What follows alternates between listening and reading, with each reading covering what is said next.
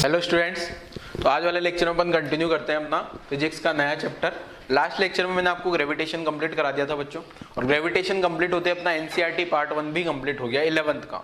ठीक है, 11th में आप लोगों को पता होगा एनसीईआरटी के दो पार्ट हैं, पार्ट 1 एंड पार्ट 2। तो पार्ट 1 अपना कंप्लीट हो गया। अब शुरुआत करते हैं अपन एनसीईआरटी पार्ट 2 की। ठीक है, तो पार्ट 2 का जो फर्स्ट चैप्टर है वो शुरुआत करेंगे, बट मैं थोड़ा समझा देता हूँ कि पार्ट 1 में अपन ने अभी तक क्या क्या पढ़ा। पार्ट 1 में अगर जो अपन देखें बेटा, तो अपन ने एनर्जी से रिलेटेड सारी टर्म पढ़ ली है। ठीक है, फिजिक्स में जो है एनर्जी से रिलेटेड सारी टर्म अपन पढ़ चुके हैं, और अब अपन पढ़ने वाले हैं पार्ट 2 में मैटर के बारे में सारी कहानी। कोई भी मैटर जो है उसका बिहेवियर किस टाइप का होगा, मैटर क्या होता है, ये सारी कहानियां आज पढ़ने वाले हैं। मैटर कितने टाइप के होते हैं, सॉलिड, लिक्विड, गैस। तो पहला एक चैप्टर अपने पास बनना आएगा सॉलिड का। तो ठीक है, एक चैप्टर है अपने पास क्या, सॉलिड वाला। तो हेडिंग है, चैप्टर का नाम है मैकेनिकल प्रॉपर्टीज ऑफ सॉलिड। फिर अगला जो चैप्टर पढ़ेंगे उसमें आ जाएगा मैकेनिकल प्रॉपर्टीज ऑफ लिक्विड। फिर अगला जो चैप्टर पढ़ेंगे उसमें आ जाएगा मैकेनिकल प्रॉपर्टीज ऑफ गैस। और मैकेनिकल प्रॉपर्टीज ऑफ गैस बोल दूं या फिर और नाम अलग है, बट सारी कहानी वही पढ़ने वाले हैं। ठीक है, तो गैस के दो चैप्टर बनने वाले हैं, लिक्विड का एक और सॉलिड का एक। तो टोटल 4 चैप्टर अपने कवर हो जाएंगे एनसीईआरटी पार्ट 2 के बच्चों। क्लियर है? तो चैप्टर का नाम लगा लो जरा। चैप्टर का नाम हो गया बेटा अपना क्या, मैकेनिकल प्रॉपर्टीज ऑफ सॉलिड। ठीक है बच्चों, तो मैकेनिकल प्रॉपर्टीज ऑफ सॉलिड हो गया, चैप्टर का नाम लगाओ। अब ये जो मैकेनिकल प्रॉपर्टीज ऑफ सॉलिड है, इसमें पहले तो फिजिक्स का डेफिनेशन लिखा है। फिजिक्स क्या है? Physics is the branch of science which deals with study of energy and matter. Physics क्या है? फिजिक्स जो है बेटा क्या है, साइंस का वो ब्रांच है जिसमें हम स्टडी करते हैं किसके बारे में, एनर्जी के बारे में और मैटर के बारे में। क्लियर है? अब एनर्जी क्या है और मैटर क्या है, इसके बारे में समझ लेते हैं। एनर्जी के बारे में पहले भी बताया हुआ है आपको।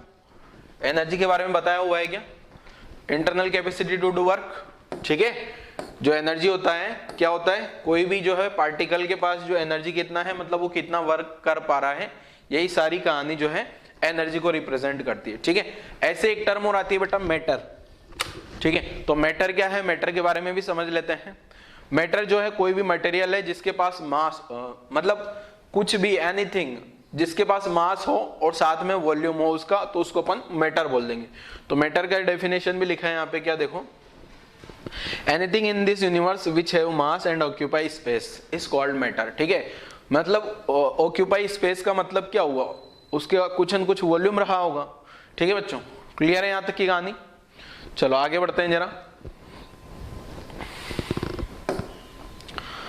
We have studied this chapter related to energy। ये सारे पढ़ चुके हैं ऑलरेडी, और ये अब पढ़ना शुरुआत करते हैं। आज वाला चैप्टर है सॉलिड वाला, मैकेनिकल प्रॉपर्टीज ऑफ सॉलिड, फिर लिक्विड एंड देन गैस वाले 2 चैप्टर। ठीक है, तो नोट कर लो जरा यहाँ तक की कहानी जल्दी से बच्चों, नोट करो जल्दी से। चलो नेक्स्ट आगे बढ़ते हैं। नेक्स्ट क्या है देखो, स्टेट्स ऑफ मैटर। ठीक है, तो स्टेट्स ऑफ मैटर क्या है ये समझ लेते हैं। कोई भी मैटर है उसकी कितनी क्या क्या स्टेट्स हो सकती है, ये इसके बारे में अब अपन समझ लेते हैं। ठीक है, solid, liquid, gas and plasma, ये 4 स्टेट होती है। आप लोग लिख लो जरा। ठीक है, तो मैटर की जो है 4 स्टेट होती है। कौन कौन सी? Solid, liquid, gas and plasma. अपने को बस प्लाज्मा के बारे में ज्यादा कहानी नहीं समझनी, क्या है क्या नहीं है, बस सॉलिड, लिक्विड, गैस के बारे में पढ़ेंगे। प्लाज्मा बस याद रखो एक बार कि हाँ प्लाज्मा नाम का भी कोई चीज है, बाकी इसके बारे में कोई किसी से कुछ नहीं पूछने वाला। ठीक है ना, 12th लेवल पे। अब ये सारी स्टेट्स कैसे होगी, किस टाइप से इंटरचेंज होती है, देखो जरा। स्टेट्स ऑफ मैटर यहाँ लिखा है मैंने। जैसे सॉलिड है, सॉलिड में क्या होता है, मॉलिक्यूल्स बहुत ज्यादा पास पास होते हैं। सॉलिड को अगर मैं मेल्ट करूंगा या एनर्जी प्रोवाइड करूंगा तो लिक्विड में कन्वर्ट हो जाता है। जैसे आइस को अब आपने हीट दिया या धूप में रख दिया, सिंपल ऐसा, तो वो किस में कन्वर्ट हो जाएगा, लिक्विड में। पानी में आइस की बात करूं तो आइस जो कन्वर्ट हो जाएगा वाटर में। अब ये लिक्विड को और फिर लिक्विड वेपराइज होकर गैस में कन्वर्ट हो जाता है। जैसे मान लो आपने हीट और ज्यादा हीट कर दिया तो वो क्या हो जाता है, वेपर में कन्वर्ट हो जाता है क्या। तो यहाँ पे भी जो लिक्विड से कन्वर्ट हो जाता है गैस में, इसको बोला जाता है वेपराइजेशन प्रोसेस। ठीक है, पानी जो है गर्म होने पे स्टीम में कन्वर्ट हो जाता है ना, तो ये गैस हो गया। गैस में और आयनाइजेशन हो जाए तो ये प्लाज्मा बन जाता है। गैस आयनाइज होके क्या बना देती है, प्लाज्मा। प्लाज्मा डीआयनाइज होके गैस, गैस से कंडेंसेशन होके लिक्विड, लिक्विड से फ्रीज होके सॉलिड। लिख लो जरा आप लोग। मॉलिक्यूल्स जो है टेम्परेचर बढ़ाने पे सेपरेशन बढ़ेगा, यहाँ बहुत ज्यादा हो जाएगा, हर एक मॉलिक्यूल अलग अलग हो जाएगा गैस में। प्लाज्मा में आयनाइजेशन मतलब वो आयन में कन्वर्ट हो गए, ठीक है। ये सारे डायग्राम बना लो आप लोग। ये नीचे वाली लाइन जरूर लिख लेना, डायग्राम, ये वाला डायग्राम बना लो, ऊपर वाला डायग्राम बनाने की जरूरत नहीं है ऐसा। चलो और आगे बढ़ते हैं। नेक्स्ट क्या है देखो बेटा, what is the solid. Solid क्या है, सॉलिड जो है जैसा कि नाम से ही पता है आपको, सॉलिड क्या होंगे, जिनका मतलब एक फिक्स स्ट्रक्चर हो, क्लियर है, और साथ में जो इनके जो मॉलिक्यूल्स होंगे पास पास होंगे, क्लियर है, जो मॉलिक्यूल्स हैं उनके, सॉलिड के मॉलिक्यूल्स, कोई भी सॉलिड मटेरियल है उसके मॉलिक्यूल।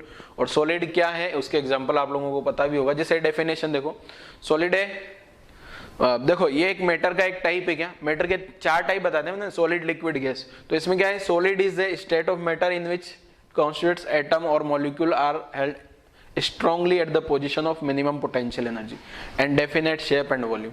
तो सॉलिड का क्या होता है, एक फिक्स वॉल्यूम होता है, फिक्स शेप होती है, और इनके जो ये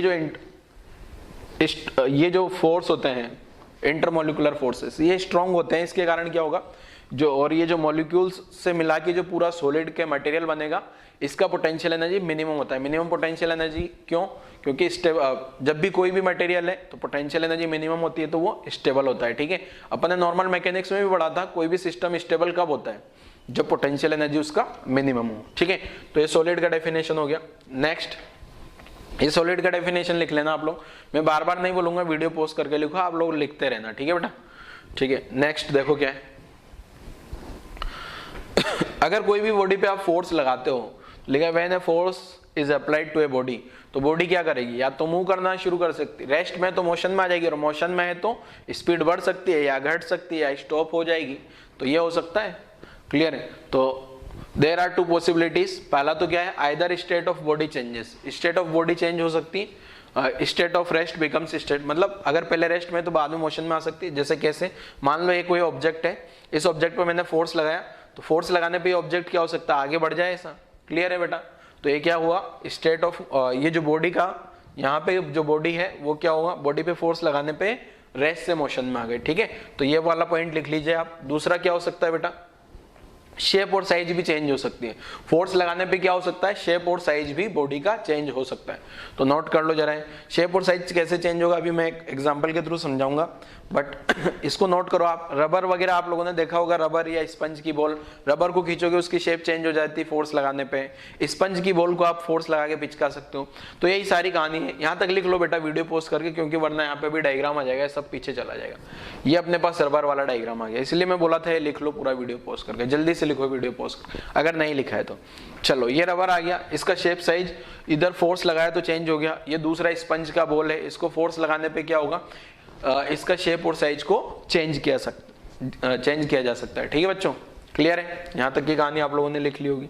नेक्स्ट क्या है देखो, अगर ऑब्जेक्ट का शेप और साइज चेंज हो रहा है, इफ शेप और साइज चेंजेस देन, ये जो चेंज होगा इसको बोला जाता है डिफॉर्मेशन। ये जो चेंज होगा ना, जैसे ये इसको डिफॉर्म कर रहे हैं, बॉल को क्या कर रहे हैं, डिफॉर्म। नॉर्मल से वर्ड है, आप थोड़ा सा सोचोगे तो पता लग जाएगा। शेप और साइज चेंज होगी तो इस चेंज को अपन डिफॉर्मेशन बोल देते हैं, ठीक है। ये हाईलाइटेड भी है, डिफॉर्मेशन वर्ड बार बार आगे यूज होगा इस चैप्टर में, क्लियर है। And the corresponding force is called as deforming force. ये जो इसके करस्पॉन्डिंग जो फोर्स आ रहा है ना, जो इसको डिफॉर्म कर रहा है, उसको बोला जाता है डिफॉर्मिंग फोर्स, ठीक है। नेक्स्ट, डिफॉर्मिंग फोर्स क्या क्या कर सकता है बच्चे, जैसे रबर है तो लेंथ चेंज कर सकता है, इसका वॉल्यूम चेंज हो रहा होगा, एरिया भी चेंज हो सकता है, शेप भी चेंज हो सकता है, ठीक है। तो डिफॉर्मेशन में भी change in length, volume and shape. Length change हो सकता है, वॉल्यूम चेंज हो सकता है एंड शेप भी चेंज हो सकता है। जैसे इसका शेप चेंज हो गया, इसका लेंथ, इसका वॉल्यूम भी बदल सकता है। जैसे स्पंज की बॉल है तो उसको कंप्रेस कर दें तो उसका वॉल्यूम कम हो सकता है, ठीक है। तो यहाँ तक की कहानी लिख लेना बेटा जरा। नेक्स्ट, वीडियो पोस्ट करके सारी कहानी लिखते चलना आप लोग, है ना। नेक्स्ट क्या है देखो, on the basis of deformation all bodies can be classified as follow। कोई भी ऑब्जेक्ट को अपन दो टाइप से डिफाइन कर सकते हैं, किसके बेसिस पे? डिफॉर्मेशन के बेसिस। एक तो वो ऑब्जेक्ट जिनका कोई डिफॉर्मेशन ना हो उसको बोल देते हैं रिजिड बॉडी, और एक ऑब्जेक्ट जिनका डिफॉर्मेशन हो जाए उसको बोल देंगे नॉन रिजिड। तो दो टाइप की बॉडी होती है, जो भी कोई भी बॉडीज है उसको दो टाइप से क्लासिफाई किया जा सकता है, रिजिड और नॉन रिजिड। अभी इसका आगे डेफिनेशन भी आ जाएगा, पहले चार्ट बना लीजिए क्लासिफिकेशन वाला। अब रिजिड बॉडी क्या होती है ये तो पूरा अपन पढ़ चुके हैं, कहाँ पे? रिजिड बॉडी डायनेमिक्स नाम का एक चैप्टर पढ़ा था क्या, उसमें रिजिड बॉडी के बारे में पढ़ा था क्या। नेक्स्ट है नॉन रिजिड। नॉन रिजिड का शेप साइज चेंज हो जाएगा, इसका शेप साइज चेंज नहीं होगा। क्लियर है? अब ये नॉन रिजिड भी दो टाइप की होती है बेटा, एक होती है इलास्टिक।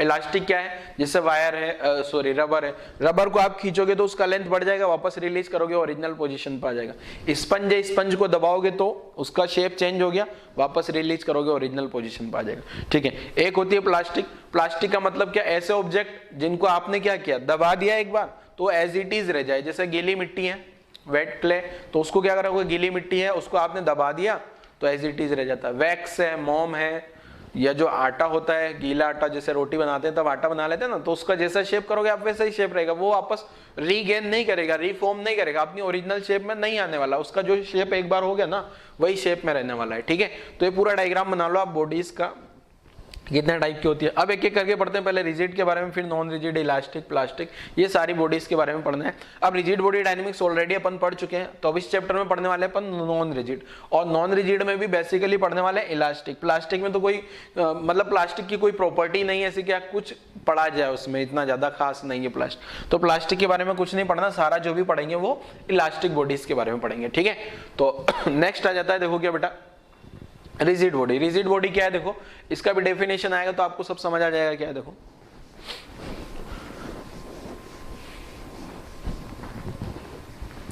पढ़ो जल्दी से। देखो क्या है, rigid body generally means hard solid object having definite shape and size, मतलब इनका शेप साइज फिक्स हो, फिक्स वॉल्यूम हो। ठीक है। हार्ड बॉडीज होती है, but in reality bodies can be stretch और कंप्रेस और बट एक्चुअलिटी में आइडियली कोई भी perfect black body, sorry perfectly rigid body नहीं होता। ठीक है।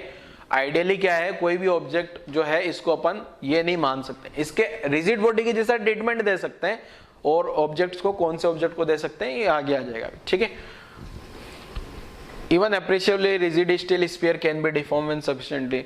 आपको पता है जैसे कोई भी अपन बोलते हैं ना बहुत हार्ड है, अपन बोलते हैं वर्ड में अरे यार ये तो स्टील बॉडी है। स्टील बॉडी मतलब बहुत हार्ड है, वो एकदम रिजिड है, बट फिर भी स्टील को भी चेंज किया जा सकता है। स्टील को चेंज कर करके तो अपन डिफरेंट डिफरेंट टाइप के ऑब्जेक्ट बना लेते हैं उससे, स्टील से। ठीक है। कभी कटोरी बना ली, कभी चम्मच बना ली, कभी थाली, प्लेट, पता नहीं कुछ भी बना लेते हैं। कुछ न कुछ फोर्स लगाया होगा तभी तो बनाया ना, उसका शेप चेंज हुआ ना तभी तो। ठीक है ना। तो जो अपन बोलते हैं नॉर्मली स्टील को अपन मान सकते हैं बहुत ज्यादा रिजिड है। ठीक है ना। अभी मैं लिखाऊंगा भी आगे कि स्टील को अपन रिजिड बॉडी मान लेंगे। क्लियर है? ठीक है। बट इसका शेप साइज तो चेंज किया ही जा सकता है फोर्स लगा के। This means that solid bodies are not perfectly rigid. इसका मतलब ये नहीं, कोई भी सॉलिड बॉडी जो परफेक्टली रिजिड नहीं होती। ठीक है। सारी कहानी लिखो जल्दी से वीडियो पोस्ट करके, ये कहानी लिख लेना आप जल्दी से फटाफट से वीडियो पोस्ट करके, वरना ये चला जाएगा आगे आगे। चलो और आगे समझते हैं। देखो क्या है, no body is rigid body for practical purpose. कोई भी बॉडी जो है रिजिड बॉडी नहीं है, बट प्रैक्टिकल पर्पस से अपन किसको, डायमंड को एंड स्टील स्फीयर को क्या मान लेते हैं, रिजिड बॉडी। जैसे मैंने बोला था ना अभी, स्टील को अपन क्या मान लेंगे, रिजिड बॉडी। ठीक है। प्रैक्टिकली तो कुछ नहीं होता रिजिड बॉडी, बट जो है अपन यहाँ पे प्रैक्टिकल पर्पस से स्टील और डायमंड को मान सकते हैं। क्या ये डायमंड का एग्जाम्पल आ गया। डायमंड आप लोगों ने देखा भी होगा, ऐसा नाम तो सुना ही होगा सभी लोगों ने। ठीक है। चलो आगे बढ़ते हैं। ये स्टील स्फीयर आ गया, तो ये कहानी भी लिख लो आप जरा। नेक्स्ट ये लिख लेना बेटा, वीडियो पोस्ट करके सब कुछ लिखते रहना है आप लोगों को, पूरे नोट्स बना लेने हैं प्रॉपर्ली। नेक्स्ट क्या है देखो बेटा, non rigid body. Non rigid body क्या है देखो, नॉन रिजिड बॉडी जो है देखो जरा पढ़ो फटाफट से क्या है। शेप साइज चेंज हो जाएगा क्या, रिजिड का शेप साइज फिक्स था, इसका शेप साइज चेंज हो जाएगा। बॉडी हुज शेप और साइज चेंजेस। रबर बैंड है, ये रबर बैंड वाला एग्जांपल आ गया। दूसरा स्टील और आयरन रोड। स्टील और आयरन रोड जो है ना, इसको भी वैसे आप लोगों के दिमाग में आ रहा होगा रिजिड, पर इसका शेप और साइज चेंज कर सकते हैं ना बेटा, शेप और साइज चेंज कर सकते हैं, इसका मतलब ये जो है नॉन रिजिड होगा। ठीक है। ये एग्जांपल वगैरह लिख लेना, आप डायग्राम बनाने की जरूरत नहीं है, वीडियो पोस्ट करके सब लिखता रहना बेटा, है ना। नॉन रिजिड, नॉन रिजिड में क्या आ गया देखो। अब नॉन रिजिड भी दो टाइप के होते हैं, एक तो इलास्टिक और एक प्लास्टिक। अब इलास्टिक मटेरियल की जो प्रॉपर्टी होती है, जैसे मैंने क्या किया, कोई भी रबर बैंड है उसको खींच के मैंने लंबा कर दिया, अब जैसे रिलीज करूंगा वो अपनी पोजीशन, ओरिजिनल पोजीशन पे आ जाएगा क्या, मतलब वो अपना 100% रीगेन कर लेता है अपना जो ओरिजिनल शेप है ना। डिफॉर्मेशन करने पे अपना, मैंने डिफॉर्म किया मतलब उसको खींच के लंबा कर दिया, वापस रिलीज करने पे वो अपना 100% रीगेन कर लेता है ओरिजिनल शेप को। तो ऐसे वो ऑब्जेक्ट को अपन बोलते हैं इलास्टिक ऑब्जेक्ट। और ये जो इलास्टिक ऑब्जेक्ट की ये प्रॉपर्टी है, कौन सी प्रॉपर्टी, 100% रीगेन कर ले अपना ओरिजिनल शेप को, इसको बोलते हैं इलास्टिसिटी। तो इलास्टिसिटी का डेफिनेशन देखो जरा,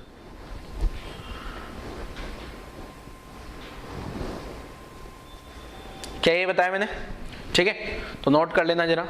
Property of a body by virtue of which tends to regain its original shape and size after removing, deforming force हटाने पड़ेंगे मुझे ना, ठीक है। एग्जाम्पल क्या हो गया, ये रबर हो गया, रबर एग्जाम्पल हो गया। अब देखो मैं इसको थोड़ा सा यहाँ पे ऐसे बताता हूँ, एग्जाम्पल आप लोग ऐसे लिखना, एक एग्जाम्पल को ऐसे भी लिखना ताकि आपको थोड़ा सा फील आएगा। जैसे मान लो ये कोई बॉल है बेटा, ये बॉल मान ली मैंने, अब इस बॉल पे मैंने क्या किया, ये इस डायरेक्शन में एक फोर्स लगा रहा हूं, ये फोर्स जो है ना ये डिफॉर्मिंग फोर्स है। ये जो फोर्स लगा रहा हूं ना मैं बाहर से, ये इसको मैं नाम देता हूं क्या, डिफॉर्मिंग फोर्स, ठीक है। अब डिफॉर्मिंग फोर्स होने के कारण क्या होगा, अब ये जो डिफॉर्मिंग फोर्स लगने वाले हैं इस पे, तो इसके कारण क्या होगा बेटा, ये जो बॉडी है इसका शेप जो है यहां से मान लो ये इस टाइप का हो गया, ये डिफॉर्मिंग फोर्स लगे तो इसका शेप जो है ये चेंज हो गया, ठीक है। डिफॉर्मिंग फोर्स के कारण क्या हुआ, यहां पे ये जो शेप है ये ऐसा हो गया इसका, ठीक है, ये डिफॉर्मिंग फोर्स आ गए। अब यहां पे क्या होगा, ये जो डिफॉर्मिंग फोर्स इधर लगाए होंगे ना, तो यहां से बेटा इधर एक रीस्टोरिंग फोर्स भी जनरेट होंगे। ये वाले जो फोर्स है ना इनको बोलते हैं रीस्टोरिंग फोर्स, और ये बॉडी के अंदर में लगे हैं इसलिए इसको इंटरनल रीस्टोरिंग फोर्स भी बोला जा सकता है। तो ये ब्लैक वाले तो डिफॉर्मिंग फोर्स है, और ये ब्लू वाले कौन से फोर्स है, रीस्टोरिंग,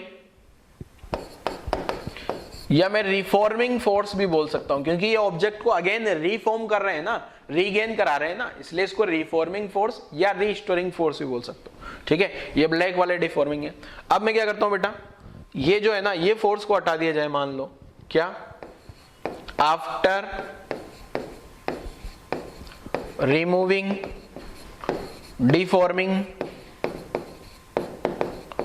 फोर्स, डिफॉर्मिंग फोर्स हटा दिया जाए तो ये ऑब्जेक्ट क्या होगा, वापस से अपना ओरिजिनल शेप ले लेगा, ठीक है। कब, जब ये मैंने ब्लैक वाले जो डिफॉर्मिंग फोर्स हटा दिए, तो मैंने क्या लिखा है, the property of body by virtue it's regain कर ले, कब, ये डिफॉर्मिंग फोर्स हटा दिए जाए।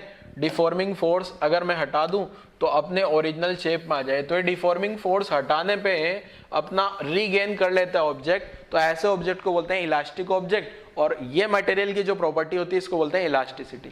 तो ये डेफिनेशन लिख लेना है, ये वाला एग्जांपल जरूर लिखना जो एग्जांपल मैंने बताया। अब मैं आगे बढ़ाऊंगा अभी एक प्लास्टिक बॉडी, जिसे यहाँ इलास्टिसिटी है ना, आगे एक और टॉपिक आएगा प्लास्टिसिटी। तो प्लास्टिसिटी में भी यही डायग्राम में रिपीट करूंगा, वहां पे डिफॉर्मिंग फोर्स आएंगे और डिफॉर्मिंग फोर्स आगे, फिर ये वाला डायग्राम बनाऊंगा, बट ये वाले डायग्राम में ये रीस्टोरिंग फोर्स नहीं बनाने वाला। मतलब प्लास्टिक बॉडी में क्या होता है, रीस्टोरिंग फोर्स नहीं बनते हैं, ठीक है, मतलब वो अपनी ओरिजिनल शेप में वापस नहीं जाना चाहती है। जैसे मैंने मोम वाला एग्जांपल बताया ना आपको, रबर में तो क्या करूंगा, मैंने खींचूंगा, रिलीज करूंगा, मतलब डिफॉर्मिंग फोर्स हटा दूं तो वापस ओरिजिनल शेप में आ जाएगा। स्पंज का बॉल है या कोई रबर का बॉल है, उसको प्रेस किया मैंने, डिफॉर्म हो गया और रिमूव कर दिया ये डिफॉर्मिंग फोर्स, तो वापस ओरिजिनल। बट अगर यही मोम होगा या वैक्स होगा तो उसमें ऐसा नहीं होता, ठीक है ना, तो उसमें रीस्टोरिंग फोर्स क्रिएट नहीं होंगे। मतलब मैं आफ्टर रिमूविंग डिफॉर्मिंग फोर्स हटा भी दूंगा ना तो वापस ओरिजिनल शेप में नहीं आएगा ऑब्जेक्ट, ऐसी शेप में रहेगा। क्लियर है, ये ब्लैक वाला फोर्स हटा भी देंगे तो वापस यही शेप में रहने वाला है। तो आगे समझाऊंगा, अभी मैं लिखा भी दूंगा, मतलब उसमें कोई रिफॉर्मेशन नहीं होगा, कोई रीगेन नहीं होने वाला। क्लियर है बेटा, तो यहां तक का डेफिनेशन लिखो, एग्जांपल जरूर लिखो इलास्टिसिटी के। ये यहां से क्या ना थोड़ा फील आएगा आपको, ये वाला इस टाइप के एग्जाम। चलो ठीक है, ये वाला एग्जांपल रबर वाला नहीं भी बनाओगे तो चलेगा, ये एग्जांपल लिखना जो मैंने बताया, ठीक है। चलो गायब कर दें क्या, गायब। नेक्स्ट जो है प्लास्टिसिटी। प्लास्टिसिटी क्या होता है देखो, पढ़ो जरा। Property of body by virtue of it does not regain its original, मतलब बताया था ना मैंने, उसमें रीगेन हो जाएगा, इसमें रीगेन नहीं होगा, तो ये प्लास्टिसिटी हो गई। अब प्लास्टिसिटी के एग्जांपल भी आ गई है, ये आ गया अपने पास क्या, क्ले, गीली मिट्टी है ये इस टाइप की, ठीक है।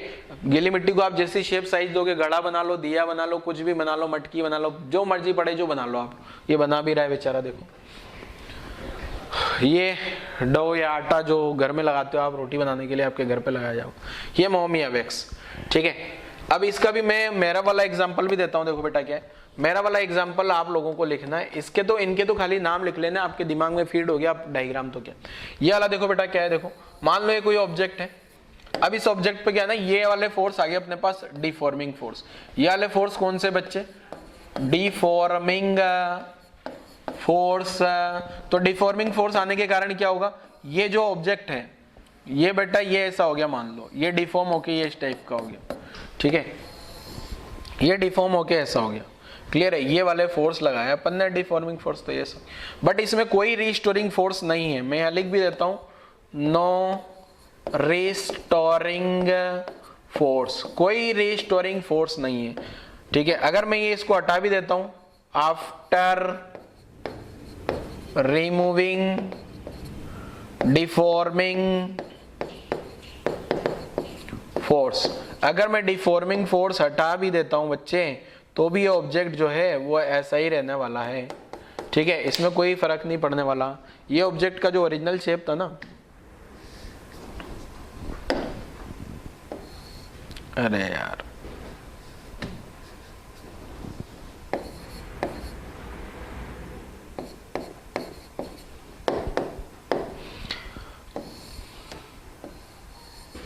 ठीक है, ये ऐसा ही रहने वाला है, मतलब मैंने डिफॉर्मिंग फोर्स भी हटा दिया ना, तो ऑब्जेक्ट की शेप वैसी रहने वाली है, ओरिजिनल वापस, जैसे पिछले वाले में क्या था, यहाँ से जैसे हटाने पे ये ओरिजिनल शेप में चला जा रहा था, ठीक है। तो नोट करो जरा प्लास्टिसिटी के बारे में, प्लास्टिसिटी के बारे में कुछ नहीं पढ़ना आपने को, जो भी पढ़ना है सब कुछ इलास्टिसिटी के बारे में ही पढ़ना है, ठीक है। नोट कर लो बच्चे जल्दी से, फटाफट फटाफट, चलो गायब कर दें, गायब। Next, what is the perfect elastic body. Perfect elastic body क्या है, देखो,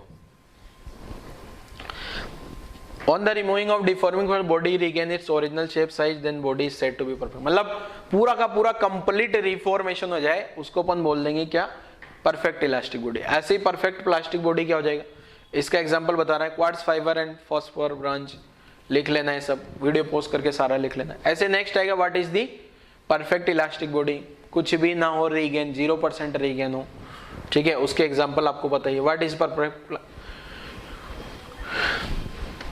ठीक है, कोई भी रीगेन ना हो ओरिजिनल शेप में, तो इसको बोल देंगे अपन परफेक्ट प्लास्टिक बॉडी। इसके एग्जांपल भी लिख लेने आप लोगों को, वैक्स, क्ले, पुट्टी, ये इस टाइप के इसके एग्जांपल है।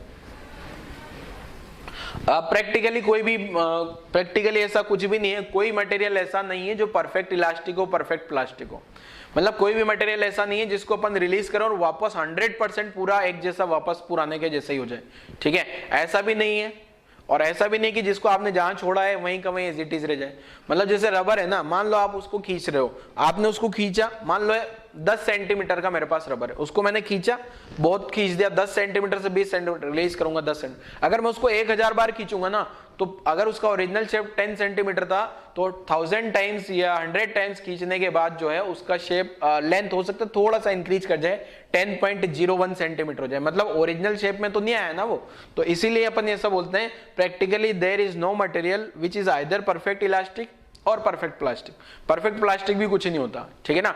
मान लो वो वैक्स है, तो वैक्स को मैंने प्रेस किया, रिलीज करने पे हो सकता है 0.0001% तो रीगेन हो, थोड़ा सा तो रीगेन हुआ हो, इसलिए परफेक्ट प्लास्टिक भी कुछ नहीं होता। क्लियर है, तो ये लाइन में लिखना जरूरी। आप लोगों ने इलास्टिक कोलेजन पढ़ा होगा, इलास्टिक कोलेजन पढ़ा है ना, इलास्टिक कोलेजन और परफेक्टली इन इलास्टिक कोलेजन। तो इलास्टिक कोलेजन में क्या होता है, ऑब्जेक्ट जो है वो दोनों आके पिचक गए, एक बॉल दूसरी बॉल से आके टकराई, बीच में डिफॉर्म हुआ और वापस 100% रिफॉर्मेशन हो गया। याद आया, डिफॉर्मेशन होता है और 100% रिफॉर्मेशन हो जाता है तो इलास्टिक कोलेजन बोल देते हैं अपन, और 0% रिफॉर्मेशन होता है तो परफेक्ट इन इलास्टिक कोलेजन। तो वही कहानी है यहाँ पे, अगर 100% रिफॉर्मेशन हो गया इसका मतलब वो हो गया परफेक्ट प्लास्टिक, और 0% रिफॉर्मेशन हुआ तो परफेक्ट प्लास्टिक। 100% पे, सॉरी उल्टा बोल दिया मैंने, 100% पे जहां अपना 100% रिफॉर्मेशन होता है ना, उस कोलिजन को अपन इलास्टिक कोलिजन बोलते हैं क्या। इलास्टिक कोलिजन, और यही जो इलास्टिक कोलिजन है ना उसको अपन जो है इलास्टिक बॉडी के जैसा नाम दे सकते हैं। इलास्टिक बॉडी होगी ना उसमें ही ऐसा होगा, ठीक है। वरना क्या होगा, जहां 0% रिफॉर्मेशन होता है, 0% रिफॉर्मेशन होता है ना, उसको क्या नाम दिया था अपन ने, perfect in elastic. Perfect in elastic collision होती है क्या, तो वो जो मटेरियल हो जाएंगे वो मटेरियल हो जाएंगे अपने पास प्लास्टिक मटेरियल, ठीक है। क्लियर है, नोट कर लो जरा यहां तक की कहानी। चलो और आगे बढ़ते हैं। इंटरनल रीस्टोरिंग फोर्स क्या होता है, देखो बेटा, ये मान लो ये कोई भी ऑब्जेक्ट है, रबर मान लिया ये ऑब्जेक्ट जो है रबर का है, इस पर डिफॉर्मिंग फोर्स लगे, डीएफ का मतलब डिफॉर्मिंग फोर्स। बाहर की डायरेक्शन में डिफॉर्मिंग फोर्स लगूंगा तो एक फोर्स अंदर की डायरेक्शन में रीगेन कराना चाहेगा, रीस्टोर कराना चाहेगा, तो ये होता है इंटरनल रीस्टोरिंग फोर्स। शॉर्ट में आईआरएफ लिख दिया, इंटरनल रीस्टोरिंग फोर्स, ठीक है। ये आईआरएफ जनरेट हो गया। डीएफ का मतलब डिफॉर्मिंग फोर्स, आईआरएफ का मतलब इंटरनल रीस्टोरिंग फोर्स, ठीक है बच्चे, क्लियर है। ये जैसे ये वाला एग्जांपल देखो आप, ये स्पंज है, स्पंज पे मैंने क्या किया, हाथ से नीचे की डायरेक्शन में डिफॉर्मिंग फोर्स लगा रहा हूं। ये हाथ आया, डिफॉर्मिंग फोर्स लगाया, वापस रिफॉर्म हो गया है, वापस रिफॉर्म होकर ओरिजिनल पोजीशन पे। ये डिफॉर्मिंग फोर्स आया गया, ये हाथ जो इधर लगा रहा है ना वो डिफॉर्मिंग फोर्स है, और ये जो मॉलिक्यूल, इसके जो मॉलिक्यूल होंगे वो इंटरनली रीस्टोर कर रहे हैं ऑब्जेक्ट को, तो ये आ गया इंटरनल रीस्टोरिंग फोर्स, ठीक है। यहाँ पे भी देखो एग्जांपल, ये जो बॉडी है ये स्पंज को ऐसे दबा रही है क्या, इधर फोर्स लगाने पे नीचे जो फोर्स आ रहा है वो तो डिफॉर्मिंग फोर्स आ गया, और ऊपर जा रहा है वो reforming force. The force which brings the body to its original shape and size is called as internal restoring force, ठीक है बेटा, इंटरनल रीस्टोरिंग फोर्स इसको बोला जाता है, क्लियर है। अब इलास्टिक बॉडी, कोई भी बॉडी जो है इलास्टिक कब होगी, जब ये जो इंटरनल रीस्टोरिंग फोर्स है ना ये डिफॉर्मिंग के बराबर हो जाए, मतलब जितना डिफॉर्मेशन हुआ है ना उतना रिफॉर्म भी हो जाए, तो इसको इलास्टिक बॉडी बोल देंगे। अगर मान लो इंटरनल ये जो डिफॉर्मेशन ज्यादा हो बट रीस्टोर नहीं हो रहा है तो उसको प्लास्टिक बॉडी बोल दिया जाता है, उसको क्या बोल देंगे अपन, प्लास्टिक बॉडी। प्लास्टिक बॉडी में क्या होगा, डिफॉर्मिंग फोर्स ज्यादा होंगे, रीस्टोरिंग फोर्स नहीं होंगे, क्लियर है। यहाँ पे जो है ना ये इलास्टिक कोलिजन के जैसा हो गया, ये इलास्टिक कोलिजन के जैसा हो गया, ठीक है, और ये इन इलास्टिक कोलिजन के जैसा हो गया। ये तो हो जाएगा अपना कौन सा, इलास्टिक कोलिजन, और ये हो जाएगा इन इलास्टिक। अगर ये इंटरनल रीस्टोरिंग फोर्स अगर आईआरएफ 0 है ना तो इसका मतलब ये हो जाएगा अपना perfect in elastic, perfect in elastic, ठीक है, क्लियर है। नोट कर लो जरा यहाँ तक की कहानी। ये एग्जांपल लिखने की जरूरत नहीं है, खाली फील कराता हूँ आपको कि ऐसा कुछ हो रहा है, आप लोगों को समझ पाओ। प्रैक्टिकल लाइफ में ऐसे एग्जांपल देखते हैं ना आप लोगों को, इसलिए। चलो गायब कर दें, गायब। नेक्स्ट देखो क्या है, नेक्स्ट जो है दोनों के बीच का डिफरेंस देख लेते हैं फटाफट से। इलास्टिक और प्लास्टिक बॉडी में क्या क्या पढ़ लिया अपन ने। अब अपन फाइनली आगे जो पढ़ेंगे ओनली इलास्टिक बॉडी के बारे में पढ़ने वाले हैं, प्लास्टिक के बारे में कुछ नहीं पढ़ेंगे। फाइनल बस यहाँ डिफरेंस देख लेते हैं, ठीक है। ये जो रबर वाला एग्जांपल दिया इधर वापस, वो भी इलास्टिसिटी का एग्जांपल है। इसको आपने रबर को खींच के इधर लेके आए, डिफॉर्म किया तो वापस वो रिस्टोर होकर अपनी जगह पे जा रहा है, ठीक है ना। रिस्टोरिंग फोर्स लग रहे होंगे, रीगेन कर रहा है अपनी शेप को। तो पहला जो है बॉडी रीगेन कर लेगी अपनी शेप एंड साइज को, ये एग्जांपल से पता लग रहा होगा आपको। इसमें बॉडी अपनी ओरिजिनल शेप को रीगेन नहीं करने वाली। टेम्परेरी डिफॉर्मेशन होता है इसमें, मतलब एक बार डिफॉर्मेशन तो होगा, अगेन रिफॉर्मेशन होगा, बट इसमें ऐसा कुछ नहीं, इसमें परमानेंट गया, ठीक है, वापस रिफॉर्म नहीं होने वाला। इसमें दोनों फोर्स बराबर बराबर होते हैं, deforming force, internal restoring force. इसमें डिफॉर्मिंग फोर्स ज्यादा होते हैं, रीस्टोर नहीं होता, ठीक है।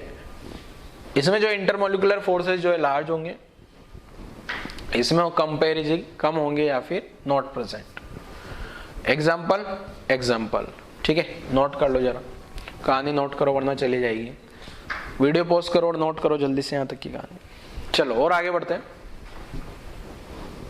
इलास्टिक बिहेवियर ऑफ सॉलिड, ये जो सॉलिड है ना उनका इलास्टिक बिहेवियर देखते हैं जरा क्या है। सॉलिड में क्या होगा, इन ए सॉलिड ईच एटम और molecule surrounded by neighbouring atom.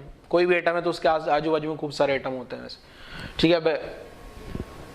These are bounded together by interatomic intermolecular forces. दोनों के बीच में जो है फोर्स लगेगा और अपनी स्टेबल इक्विलिब्रियम पोजीशन पे। स्टेबल इक्विलिब्रियम पोजीशन मतलब आप कोई भी डिस्प्लेस करोगे तो ओरिजिनल पोजीशन पे आ जाएगा, ठीक है।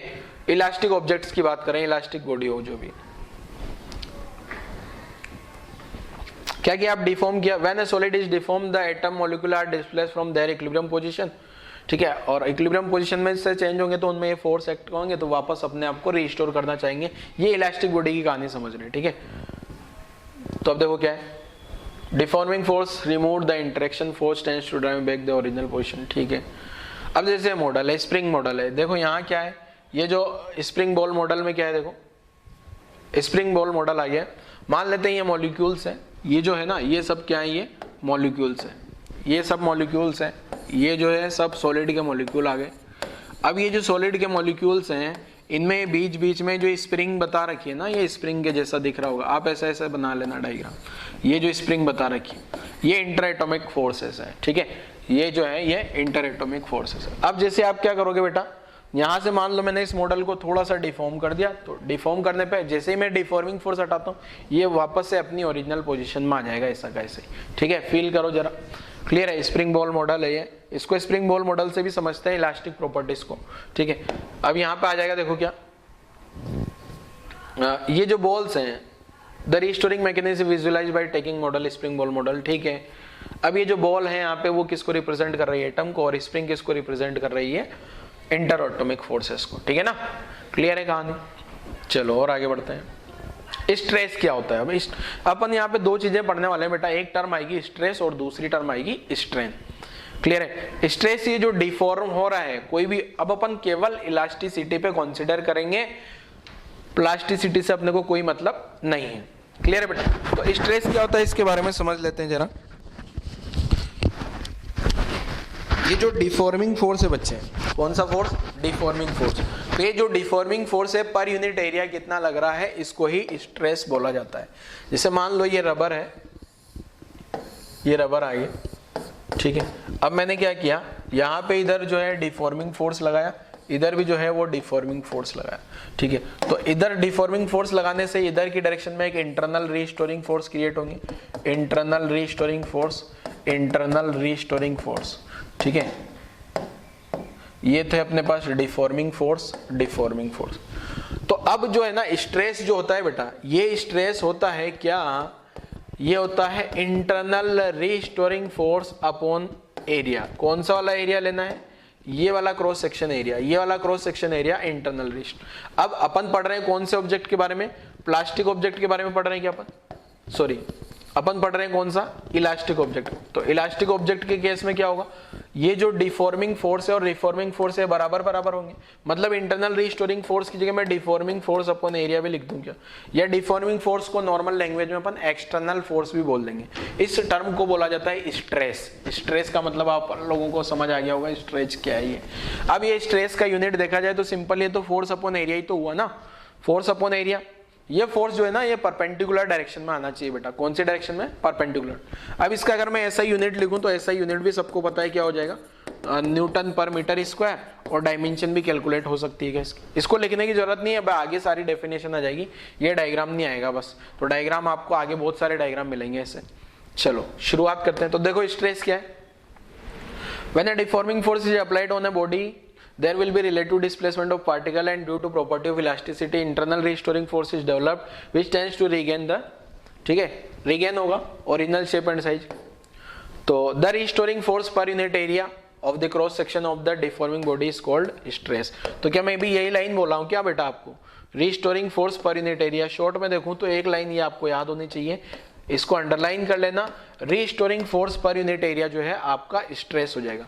स्ट्रेस का मतलब क्या है, internal restoring force upon area. अब इंटरनल रीस्टोरिंग फोर्स को डिफॉर्मिंग फोर्स के बराबर भी लिखा जा सकता है, क्योंकि अपन पढ़ रहे हैं किसके बारे में, इलास्टिक बॉडी के बारे में ओनली। क्लियर है, तो ये फॉर्मूला लिख लेना है स्ट्रेस वाला, आगे आ भी जाएगा, देखो अभी आ जाएगा फॉर्मूला। ये वीडियो पोस्ट करके सारी कहानी लिखते जाना है ना।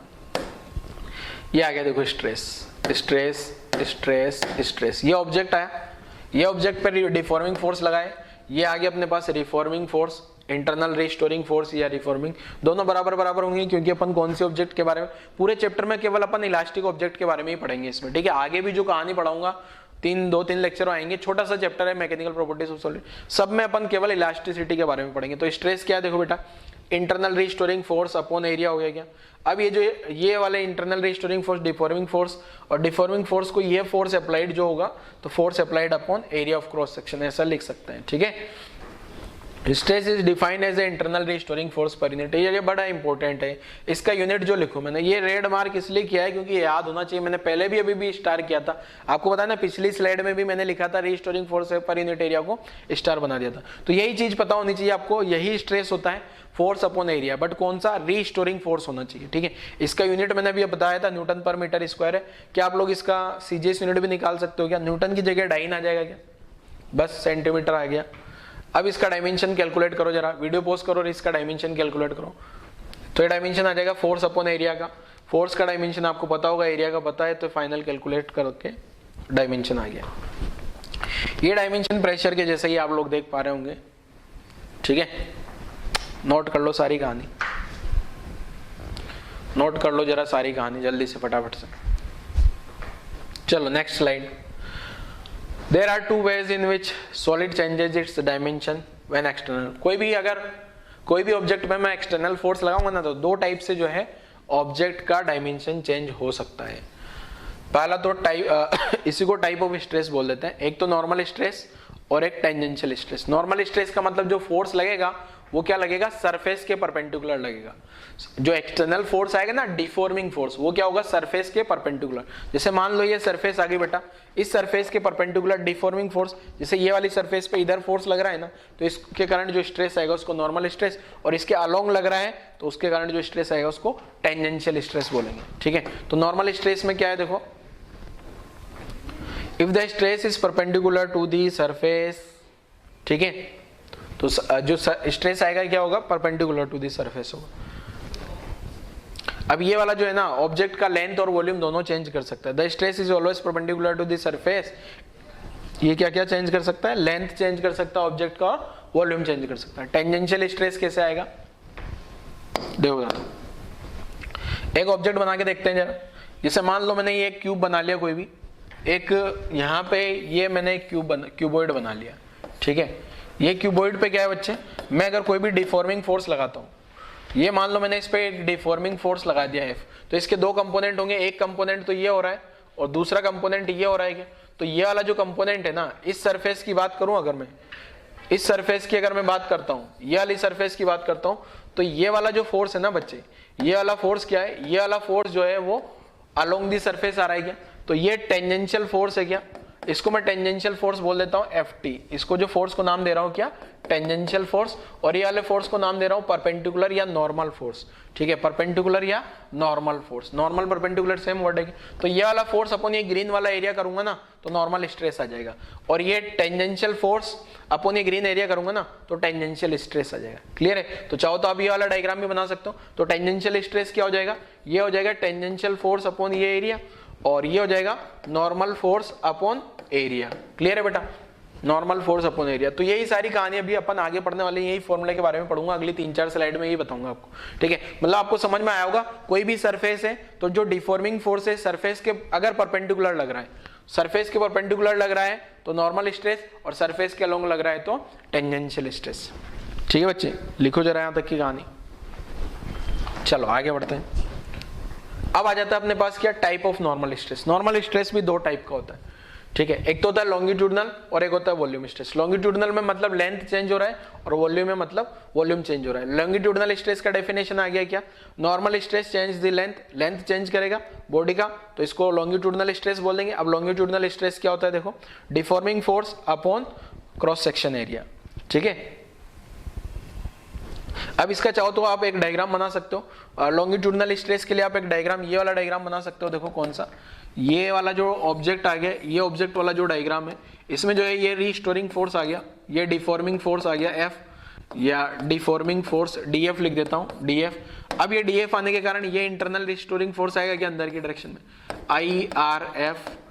IRF इंटरनल रिस्टोरिंग फोर्स, ठीक है। और ये वाला क्रॉस सेक्शन एरिया कंसीडर करना है मुझे, परपेंडिकुलर वाला ये वाला area cross section area consider करना है। तो deforming normal force upon area of cross section करूंगा तो मेरे पास आ जाएगा लॉन्गिट्यूडनल स्ट्रेस, ठीक है बच्चों। तो लिख लो जरा इसको। नेक्स्ट वाला वॉल्यूम स्ट्रेस के बारे में भी समझा देता हूं अभी। तो ये जो नॉर्मल स्ट्रेस है ना, ये भी दो टाइप का है, लॉन्गिट्यूडनल एंड वॉल्यूम। लॉन्गिट्यूडनल जो चेंज करता है वो क्या चेंज करता है बच्चे, लेंथ चेंज करेगा। अगला वाला क्या चेंज करेगा, वॉल्यूम चेंज करेगा। तो देखो नॉर्मल स्ट्रेस जो है वो क्या करेगा, लेंथ को चेंज करेगा, और कितना होगा, deforming normal force per unit area. Clear है। ये वाला एग्जांपल जरूर बनाना आप लोग बच्चे, लॉन्गिट्यूडनल वाले में ये वाला एग्जांपल लिख लेना, तो आप लोगों को थोड़ा और क्लियर होगा। लेंथ चेंज हो रहा है, ठीक है। नेक्स्ट वाले पे आ जाओ। नेक्स्ट वाला क्या है बच्चे, it can be further divide. अच्छा, ये जो लॉन्गिट्यूडनल वाला है ना, इसको भी दो टाइप से डिवाइड किया जा सकता है। तो पहला क्या है, टेंसाइल स्ट्रेस, और दूसरा कंप्रेसिव।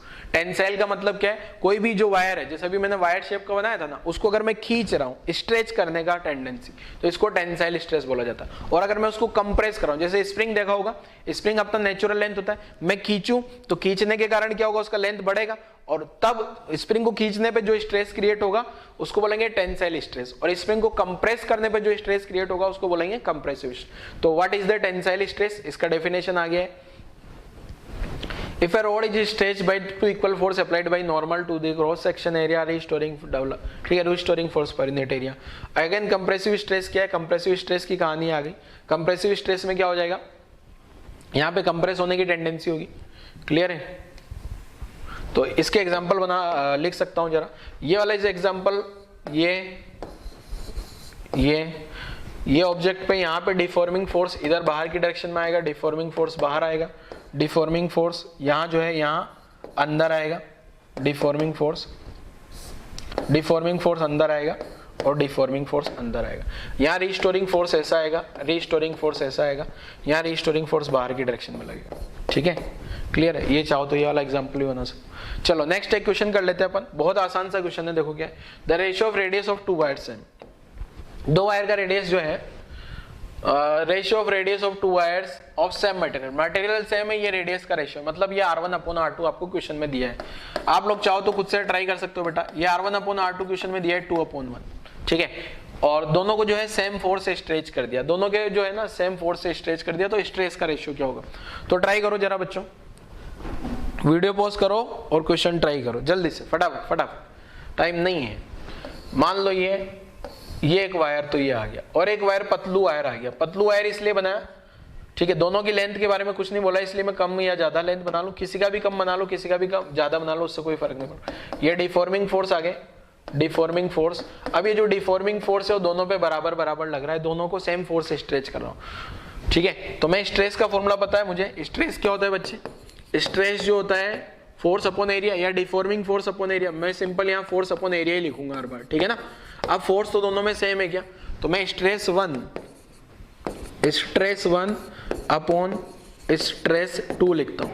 तो ये क्या आ जाएगा, फोर्स अपॉन फर्स्ट वाले का एरिया क्या लिख दूंगा, पाई r1 square, force upon pi r2 square, force से फोर्स गए, पाई से पाई गए, तो ये आगे क्या अपने पास r2/r1 होल स्क्वायर। अब यहाँ से r2/r1 का वैल्यू क्या लिखा जा सकता है बेटा, R2/R1 का वैल्यू जो लिखूंगा ना वो 1/2 लिखूंगा, ठीक है ना। ये 2/1 जो है ना R1/R2 उल्टा कर लेना, ठीक है। तो ये आंसर आ गया 1/4, स्क्वायर करोगे तो 1/4। देखो कितना आसान सा क्वेश्चन, क्लियर है। तो आपको स्ट्रेस वाला बेसिक फॉर्मूला पता होना चाहिए, बाकी आगे की कहानी समझ आ जाएगी जल्दी से, ठीक है।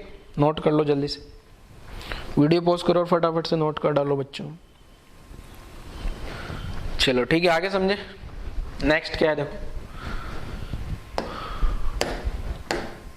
अब ये जो नॉर्मल स्ट्रेस के बाद जो आता है अपना बल्क स्ट्रेस के बारे में समझते हैं। इस पे जैसे मान लो ये मुंडी है, ऐसे ही बस ये लिखना नहीं है, ऐसे समझाने के लिए।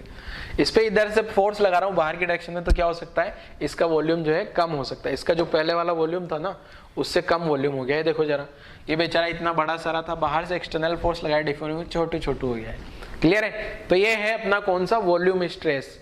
ये जो है ना इसको बोल रहे हैं अपन क्या, ये वॉल्यूम चेंज हो रहा है। ये वाले नॉर्मल स्ट्रेस क्या चेंज कर रहा है, नॉर्मल का मतलब ये फोर्स आप सब लोग देख पा रहे होंगे क्या है, सरफेस के परपेंडिकुलर है, वॉल्यूम चेंज कर दिया इसने। तो वॉल्यूम स्ट्रेस क्या होता है, ये वॉल्यूम स्ट्रेस का एग्जांपल है, इसको पूरा कुछ लिखने की जरूरत नहीं आपको। नेक्स्ट ये आ गया वॉल्यूम स्ट्रेस। वॉल्यूम स्ट्रेस क्या हो जाएगा बेटा, अगर जो नॉर्मल स्ट्रेस है सब तरफ से परपेंडिकुलर लगाएगा तो वॉल्यूम चेंज हो जाएगा इसका। When a force of equal magnitude acts on body normal to the all direction, हर एक डायरेक्शन में लगाते हैं सिमेट्रिकली, तो उसका वॉल्यूम चेंज हो जाएगा। देखो एग्जांपल के तौर से, इसका वॉल्यूम शुरुआत में v मान लिया और ये फोर्स F लग रहे थे, F फोर्स लगाने के कारण इसका वॉल्यूम चेंज हो जाएगा बेटा। ये इतना वॉल्यूम हो गया, अंदर की डायरेक्शन में फोर्स लगा ना तो वॉल्यूम, तो बाद में वॉल्यूम जो हो गया वो v माइनस डेल्टा v हो गया, ठीक है।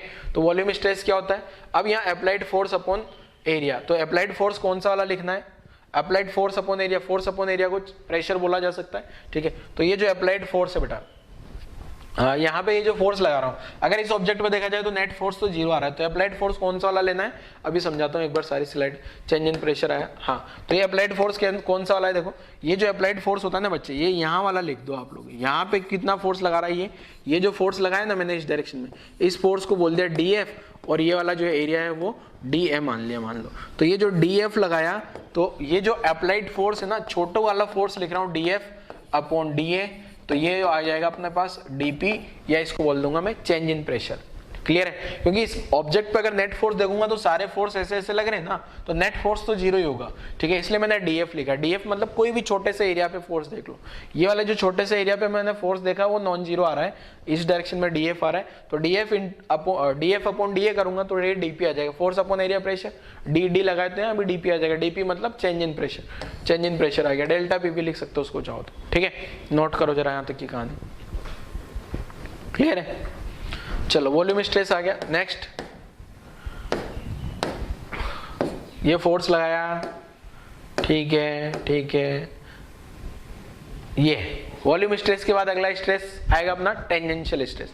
टेंजेंशियल स्ट्रेस में अगर आप लोग देख पा रहे होंगे तो ये जो फोर्स लग रहा है ना इस पे, ये स्माइली पे जो पहले फोर्स लगाया था मैंने हर एक डायरेक्शन, अब ये फोर्स लग रहा है टेंजेंशियल डायरेक्शन में लग रहा है, यहाँ ऊपर लगाना पड़ेगा, इसको थोड़ा सा ऊपर लगा लेना। ये वाला डायग्राम देखना आप, ये वाला डायग्राम देखो, ऊपर फोर्स लगा, तो ये क्या होगा, ये यहाँ से अपनी पोजीशन थोड़ी सी स्लाइटली टिल्ट करके यहाँ पहुंच गया। क्लियर है, तो इसको बोला जाता है बच्चे क्या, टेंजेंशियल स्ट्रेस, या इसका नाम एक और होता है शियर स्ट्रेस। शियर स्ट्रेस भी बोला जाता है, शेयरिंग स्ट्रेस। ठीक है, इसको बताने की कोई जरूरत नहीं है, बस ऐसे आपको विजुअलाइज कराने के लिए। शेयरिंग स्ट्रेस देखो क्या है, When a body deform consists of a change in shape, ठीक है, उसका शेप चेंज हो जाए, शेयरिंग स्ट्रेस। ये एग्जांपल ले रहा हूँ, अभी वापस से बताऊंगा जरा। ये ABCD PQRS, ये ऑब्जेक्ट ले लिया क्यूबॉइड शेप का, इस पे अगर टॉप सरफेस पे फोर्स लगाता हूँ, ये वाली सरफेस पे फोर्स लगेगा, ठीक है ना, AP वाली सरफेस पे फोर्स, इस पे कोई डिफॉर्मिंग फोर्स लगेगा ना, ये डिफॉर्मिंग फोर्स आ गया, तो ये डिफॉर्मिंग फोर्स लगने पे ये टिल्ट होकर ये ऐसी हो जाएगी, जो डैश डैश वाली पोजीशन पे आ गया, P dash A dash Q dash B dash. ठीक है, तो ये कुछ एंगल थीटा आ गया, यहाँ पे कुछ डिफॉर्म हो गया। क्लियर है, तो जो शेयर स्ट्रेस होता है ये फोर्स इनटू ये वाला एरिया APPQ वाली सरफेस का एरिया, मैंने आगे पहले भी बताया था आपको। ठीक है, तो शेयरिंग स्ट्रेस क्या हो जाएगा, applied tangential force. Tangential force मतलब सरफेस के अलोंग का फोर्स अपॉन एरिया करेंगे तो अपने पास ये शेयर स्ट्रेस आ जाता है। ठीक है, FT का मतलब टेंजेंशियल फोर्स, जैसे मैंने पहले वाले डायग्राम में लिखा था ना, FT और FN का मतलब नॉर्मल फोर्स, FT का मतलब टेंजेंशियल फोर्स। तो एरिया कौन सा वाला लिखना है, ये ध्यान रखना है बेटा, एरिया जो है ना ये वाला एरिया होगा। ठीक है, ये वाला एरिया कंसीडर करना है। ठीक है, ये वाला एरिया कंसीडर करना है, ये वाला एरिया टेंजेंशियल फोर्स अपॉन जो ये एरिया आ रहा है ना, ये वाला एरिया। ठीक है, फोर्स वही सरफेस के अलोंग जो है ना वो वाला एरिया। क्लियर है, शेयर स्ट्रेस आ गया। Next strain. स्ट्रेन जो है, अब स्ट्रेन में इतनी सारी जैसे जैसे स्ट्रेस पढ़ा था ना वैसे वैसे ही सारा स्ट्रेन भी होगा। स्ट्रेस में मैंने पढ़ा था नॉर्मल स्ट्रेस, तो नॉर्मल स्ट्रेन आ गया। उसके बाद शेयर स्ट्रेस, शेयर स्ट्रेन आ गया। नॉर्मल दो टाइप का हो गया था क्या, एक तो लॉन्गिट्यूडनल, तो लॉन्गिट्यूडनल स्ट्रेन आ जाएगा यहाँ पे। वॉल्यूम स्ट्रेन या बल्क स्ट्रेन आ जाएगा। लॉन्गिट्यूडनल दो टाइप का था, कंप्रेसिव एंड टेंसाइल, तो वो भी हो जाएगा। बट इसको शॉर्ट में तीन टाइप लिख दिया बस। पहले तो ये समझते हैं स्ट्रेन क्या है। स्ट्रेन जो है ना, हर एक स्ट्रेस के करस्पॉन्डिंग स्ट्रेन आएगा। अब स्ट्रेन क्या है, कोई भी ऑब्जेक्ट पे अगर आपने डिफॉर्मिंग फोर्स लगाया तो उस ऑब्जेक्ट का डायमेंशन चेंज होगा, शेप साइज चेंज होगा। नो डाउट वो रीगेन हो जाएगा, पर एक मिनट कुछ इंस्टेंट के लिए तो चेंज हुआ ना। तो ये स्ट्रेन होता है मतलब रिलेटिव चेंज, कितना चेंज हुआ, मतलब इसको बोलते हैं स्ट्रेन को change in configuration upon original configuration. जैसे या चेंज इन डायमेंशन भी बोल सकते हो, change in dimension upon original dimension. जैसे मेरे को निकालना है लॉन्गिट्यूडनल स्ट्रेन। अब आपको पता है लॉन्गिट्यूडनल स्ट्रेन क्या करता है, लेंथ चेंज करता है क्या, तो लॉन्गिट्यूडनल स्ट्रेन हो जाएगा change in length upon original length. ठीक है, ऐसे एक आता है वॉल्यूम स्ट्रेन, तो वॉल्यूम स्ट्रेन क्या हो जाएगा, change in volume upon original volume. तो यहां लिखा है देखो तो, क्या, the ratio of change produce in dimension of a body of the system force couple in equilibrium to its original dimension. ठीक है, तो change in dimension upon original dimension, इसको स्ट्रेन बोल दिया जाता है। तो ये स्ट्रेन का डेफिनेशन आ गया, change in dimension upon original dimension. कोई यूनिट नहीं, कोई डायमेंशन नहीं, कोई यूनिट नहीं, कोई डायमेंशन क्यों नहीं, ये समझ लेते हैं जरा। मान लो किसी का, मान लो 10 मीटर का लेंथ था, 10 मीटर का लेंथ से चेंज होकर 11 मान लो 12 मीटर हो गया, तो चेंज कितना हुआ, चेंज कितना हुआ बेटा, जैसे मेरे पास चेंज जो हुआ वो कितना हुआ, 2 मीटर हुआ क्या, चेंज 2 मीटर हुआ क्या, ओरिजिनल कितना था 10 मीटर, क्या दोनों की यूनिट सेम है? तो डिवाइड करूंगा ना 2 मीटर अपॉन 10 मीटर, तो मीटर से मीटर गायब हो गया, तो आंसर तो 1/5 आया ना।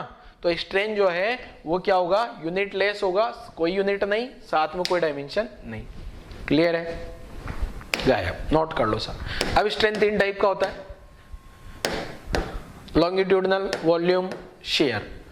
ठीक है, लॉन्गिट्यूडनल स्ट्रेंथ क्या होगा, लेंथ चेंज होगा, वॉल्यूम स्ट्रेंथ में वॉल्यूम चेंज होगा, शेयर स्ट्रेंथ में वो थोड़ा सा आगे शिफ्ट हो जाएगा, अभी डायग्राम से समझ आएगा। ठीक है, तो पहला आ गया अपने पास क्या, लॉन्गिट्यूडनल स्ट्रेंथ। तो लॉन्गिट्यूडनल स्ट्रेंथ क्या है, change in length upon original length. ठीक है, तो लॉन्गिट्यूडनल स्ट्रेंथ के लिए एक एग्जांपल से समझते हैं। मान लो ये एक रोड है, ये एक रोड है, छत से लगा दी गई है, उसका लेंथ L है।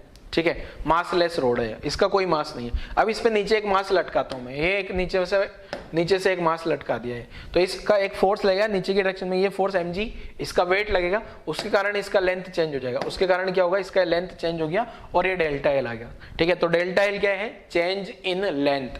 तो लॉन्गिट्यूडनल स्ट्रेंथ क्या, ये जो लॉन्गिट्यूडनल स्ट्रेंथ है ये क्या हो जाएगा, change in length upon original length. तो ये जो आ गया यहाँ पे, इसका क्रॉस सेक्शन एरिया है मान लिया, तो लॉन्गिट्यूडनल स्ट्रेंथ आ गया क्या, डेल्टा एल अपॉन एल। ठीक है, तो डेल्टा एल क्या है, चेंज इन लेंथ, एल क्या है, ओरिजिनल लेंथ। अगर मान लो लेंथ इंक्रीज होती है, लेंथ इंक्रीज होती है तो इसको बोलते हैं टेंसाइल स्ट्रेस आता है ना, और उसके करस्पॉन्डिंग जो स्ट्रेन आएगा वो टेंसाइल स्ट्रेन आ जाएगा। और अगर मान लो लेंथ कम हो रही है, लेंथ कम हो रही है तो कंप्रेसिव स्ट्रेस, कंप्रेसिव स्ट्रेन। ठीक है, ये आ गया, इसको भी लिख लेना नीचे 2 पॉइंट और लगा के आप। ठीक है, ये जो क्रॉस सेक्शन एरिया बता रहा हूं, ये जिसे यहाँ पे निकालना है मुझे, ये वाले क्रॉस सेक्शन एरिया की बात हो रही है। तो स्ट्रेस अगर मुझे पता करना है तो स्ट्रेस आपको पता है force upon area, force upon area. अब इस ब्लॉक का मास मान लेते हैं अगर m दिया है, तो ये क्या आ जाएगा, स्ट्रेस mg अपॉन एरिया। अब स्ट्रेन क्या हो जाएगा, स्ट्रेन जो हो गया अपने पास change in length upon original length, ये लिखा भी है स्ट्रेन का फॉर्मूला।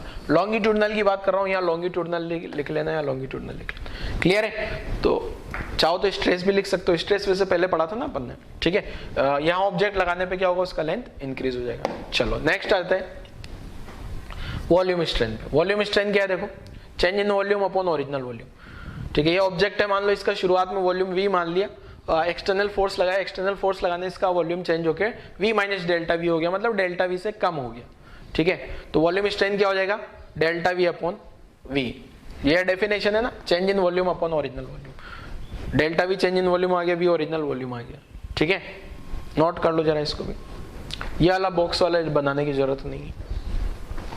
ठीक है, अपने अकॉर्डिंग नोट्स बनाते रहना आप लोग, है ना, नोट्स जो है अपने अकॉर्डिंग बना लेना।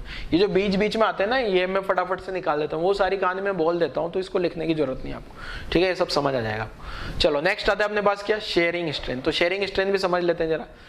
तो पहले मैं खुद से समझा देता हूँ ताकि आप लोगों को आसानी से समझ आए।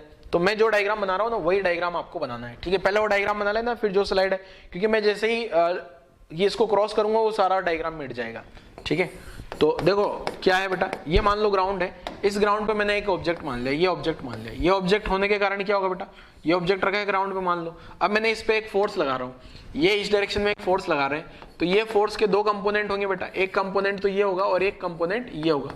ये वाला कंपोनेंट नॉर्मल, ये वाला कंपोनेंट टेंजेंशियल कंपोनेंट। अब ये वाला जो कंपोनेंट है ना, ये वाला कंपोनेंट के कारण क्या होगा, ये आगे शिफ्ट होगा, और ये वाले कंपोनेंट के कारण क्या होगा, ये हाइट इसका थोड़ा सा इंक्रीज कर जाएगा। तो देखो कैसा डायग्राम बनेगा अगला आपस से। नेक्स्ट डायग्राम बनाऊंगा ना मैं, तो नेक्स्ट डायग्राम में क्या होगा बेटा, नेक्स्ट डायग्राम में ये थोड़ा सा बड़ा बना दिया मैंने, और साथ में जो है ना, एक काम कर,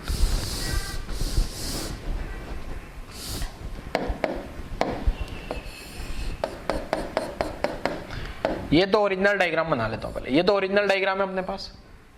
ठीक है, अब हुआ क्या है बेटा, ओरिजिनल डायग्राम से ये जो है ना, ये ऐसा हो गया। क्लियर है, ऐसा क्यों हो गया, क्योंकि ये टेंजेंशियल फोर्स के कारण तो राइट में शिफ्ट हो गया। ये शिफ्ट मान लेते हैं एक्स हुआ। ठीक है, ये वाला शिफ्ट किसके कारण हुआ, ये जो फोर्स है ना, इधर वाला फोर्स टेंजेंशियल, इसके कारण ये शिफ्ट हो गया। ऐसे एक फोर्स ऊपर की डायरेक्शन में नॉर्मल है, इसके कारण ये वाला शिफ्टिंग हुआ है ये। ठीक है, थोड़ा सा ऊपर चला गया, तो ये क्यूबॉइड है वैसे देखने में। तो ये वाली जो सरफेस आएगी ना, तो मेरे पास जो है ये x और ये हाइट मैंने h मान ली, और ये एंगल थीटा मान लिया। ठीक है, तो पहले तो मैं लिखता हूं क्या बेटा, अगर मुझे यहां पे लिखना है लॉन्गिट्यूडनल लॉन्गिट्यूडनल स्ट्रेस, तो लॉन्गिट्यूडनल स्ट्रेस आएगा F N upon area, normal force. ऐसे मेरे को निकालना है shearing strength, shearing stress, sorry strength भी अब लिखूंगा, तो आ जाएगा टेंजेंशियल फोर्स अपॉन एरिया। अगर ये थीटा, यहाँ का एंगल थीटा दे दिया जाए, फोर्स दे दिया जाए, तो कंपोनेंट करके निकाल सकता हूँ। अब एक टर्म जो यहाँ हेडिंग लिखा है क्या, लॉन्गिट्यूडिनल स्ट्रेंथ, तो लॉन्गिट्यूडिनल स्ट्रेंथ क्या हो जाएगा बेटा, ये हो जाता है एक्स अपॉन एच, यहाँ से यहाँ तक की डिस्टेंस अपॉन एच, इसको मैं टेन थीटा के बराबर लिख सकता हूँ। ठीक है, टेन थीटा आ गया क्या, तो नोट कर लो जरा। ठीक है, नोट करो जल्दी से। चलो आगे बढ़े, क्या आगे बढ़ते हैं जरा, क्या है देखो, तो आगे it is defined ratio of displacement, वो बताया ना, दो लेयर के बीच का डिस्प्लेसमेंट फिक्स लेयर। ये x बाई एच कैसा है ना, ये x बाई एच कैसा है, अभी डायग्राम समझ आएगा। तो क्या कंसीडर कर लिया, क्यूबॉइड कंसीडर कर लिया, इस पे एक फोर्स लगा रहे हैं, इस सब फोर्स लगाने पे क्या होगा, ये ऐसे डिस्प्लेसमेंट हो जाएगा, क्या ये सर डिस्प्लेस हो जाएगा, जो मैंने डायग्राम बताया था। यहाँ से यहाँ तक की डिस्टेंस x मान ली, यहाँ से यहाँ तक की डिस्टेंस h मान ली, तो ये जो है ना शेयरिंग स्ट्रेन, ये हो जाएगा x बाई एच, और x बाई एच को क्या लिखा जा सकता है, ये क्या है, lateral displacement of any layer, ये दोनों लेयर के बीच का लेटरल डिस्प्लेसमेंट क्या हुआ, और दोनों के बीच का distance x by H, P P dash upon P S, तो x बाई एच आ गया। ठीक है, इसको टेन थीटा लिखा जा सकता है, और टेन थीटा को थीटा लिखा जा सकता है। ठीक है ना, थीटा अगर बहुत छोटा है तो। ठीक है बेटा, क्लियर है, तो टेन थीटा को थीटा लिख सकते हैं अपन। अब यहाँ पे क्या देखो कहानी, यहाँ कहानी क्या है, अगर थीटा जो है वेरी स्मॉल है, थीटा बहुत छोटा है, तो साइन थीटा को क्या लिख दूंगा मैं, साइन थीटा को लिखा जा सकता है almost theta, and cos theta को ऑलमोस्ट लिखा जा सकता है 1, और टेन थीटा को लिखा जा सकता है कितना, ऑलमोस्ट थीटा। क्लियर है, ये आ गया। कब होगा थीटा, जब बहुत बहुत बहुत छोटा हो। ठीक है, ध्यान रखना बेटा, ये मैथ्स का कॉन्सेप्ट है, साइन थीटा छोटा है तो थीटा बहुत छोटा है, तो साइन थीटा को थीटा, कोस थीटा को 1, और टेन थीटा को थीटा लिखा जा सकता है। ठीक है बेटा, तो ये इस टाइप से अपना पूरा कंप्लीट हो जाता है बेटा। अब मैं अगर सारा को एक साथ लिखूं, जैसे मैंने स्ट्रेस सबको एक साथ लिखूं, तो स्ट्रेस मैंने क्या पढ़ा है, पहले नॉर्मल स्ट्रेस पढ़ा है, नॉर्मल स्ट्रेस पढ़ा है, और नॉर्मल के बाद पढ़ा है क्या, टेंजेंशियल स्ट्रेस। ठीक है, टेंजेंशियल स्ट्रेस, जिसको अपन ने शेयर स्ट्रेस भी नाम दिया, शेयर। ठीक है, इसको एक और नाम दिया अपन ने, क्या, शेयर स्ट्रेस। क्लियर है। अब ये जो नॉर्मल है, ये भी दो टाइप का पड़ा, लॉन्गिट्यूडिनल, लॉन्गिट्यूडिनल, एंड दूसरा पड़ा वॉल्यूम, और वॉल्यूम को एक और नाम दिया क्या, बल्क स्ट्रेस।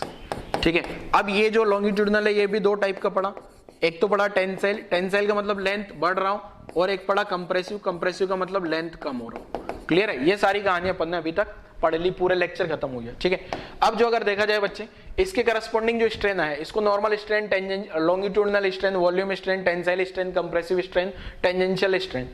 ठीक है, ये नाम दे सकते हैं। क्लियर है, और स्ट्रेन क्या होगा, change in dimension upon original dimension. Clear है बेटा, तो कल वाले लेक्चर में अपन पढ़ेंगे यही से रिलेटेड और आगे की कहानी, मतलब इनका रेशो के बारे में पढ़ेंगे, जो स्ट्रेस और स्ट्रेन का रेशो क्या है, किस टाइप से बदलते हैं। तो आज वाले लेक्चर में तो क्या ओनली थ्योरी वाला पार्ट चला था बच्चों, तो कल वाले लेक्चर में अपन पूरा आगे की कहानी समझते हैं। ठीक है, तो आज वाला लेक्चर यही खत्म करते हैं बच्चों, थैंक यू।